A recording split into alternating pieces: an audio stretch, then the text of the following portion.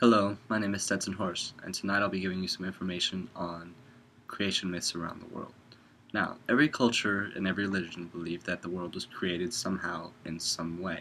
Creation myths are stories that tell you how the world came into being, how people became who they were, how the sun, moon, and stars got into the sky, how the earth and sky were formed, and generally how this world came into being. A lot of people today believe in Christianity. They believe that God created the earth in 7 days. They believe in the story of Jesus, Mary, and Joseph, and Adam and Eve. And these stories have a lot of similarities to other ones around the world.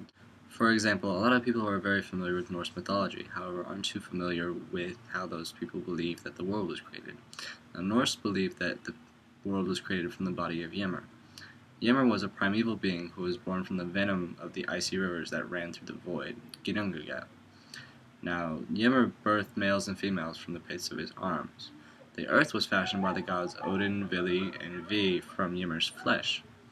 His blood became the oceans, his bones became hills, his hair became the trees, and his brain became the clouds. And his skull was the heavens.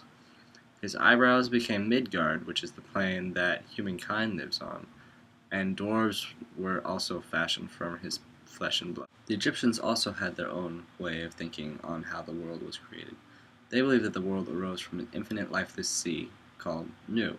Now out of this sea rose the sun god Atum, and Atum gave birth to the air god Shu and his sister Tefnut by spitting them out.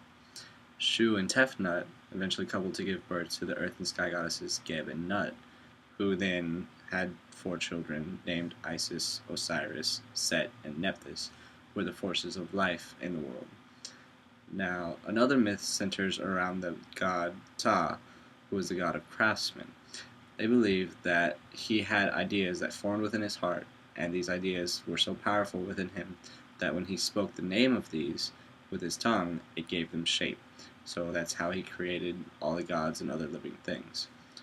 This is also why names are extremely important in Egypt, because they were connected to your soul and heart and had immense power. The Navajo, or Dene, believe that we live in Fourth World currently right now, but life began in First World. Now, First World was an island surrounded by 4 seas in total darkness. First man and first woman met each other for the first time on this island by seeing each other's campfires.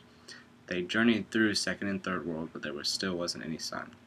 When they first arrived in Fourth World with their people, it was covered in water and monsters. They took soil from Second World, and that's how they formed Earth.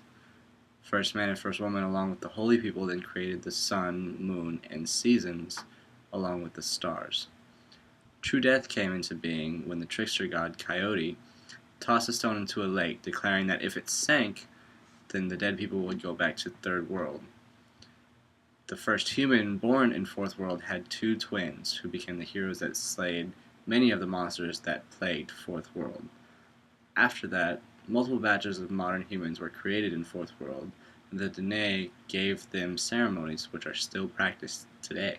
Greek mythology was a lot more known, just like Norse mythology was. The Greeks believed that first there was nothingness, and out of this nothingness emerged Gaia, who is the earth, Eros, love, Tartarus, the abyss, and Erebus, who is darkness. Gaia later gave birth to Uranus, who is the sky. They coupled together to form the 12 Titans. The youngest of these Titans was Cronus, who took over the world by castrating his father. Later on, his son Zeus would take over by casting him into Tartarus. From then on, the 12 Olympians would rule the world in heavens. The 3 sons of Cronus, Zeus, Poseidon, and Hades, split the world between themselves. They drew lots to see who would get what. Zeus became the ruler of the skies and heavens, Poseidon became the ruler of the earth and seas, and Hades became the ruler of the underworld. Finally, we have the Finns. The Finnish believed that at first there was only the primal waters and capital S sky. Now, Sky had a daughter named Ilmatar, and one day Ilmatar was seeking a resting place, so she descended into the waters. She swam around and floated for about 700 years until a bird landed on her knee.